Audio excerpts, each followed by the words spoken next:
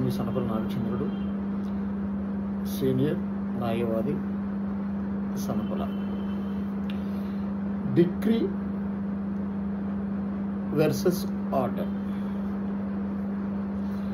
Decree మరియు order అంటే ఏమిటి? చాలా వరకు మన సివిల్ కేసులకు సంబంధించిన విషయాలు ఈ రెండు పదాలు వింటూ ఉంటాం. కేసులో ఆ వ్యక్తికి డిక్రీ వచ్చిందని, కేసులో అతనికి ఆర్డర్ వచ్చిందని పదాలు వింటాం. అయితే డిక్రీ అంటే ఏమిటి, ఆర్డర్ అంటే ఏమిటి? మిత్రులారా, మన దేశంలో సివిల్ వివాదాల పరిష్కారం కోసం సిపిసి, సివిల్ ప్రొసీజర్ కోడ్ అనే చట్టం బ్రిటిష్ కాలం అంటే 1908 నుండి అమల్లో ఉంది.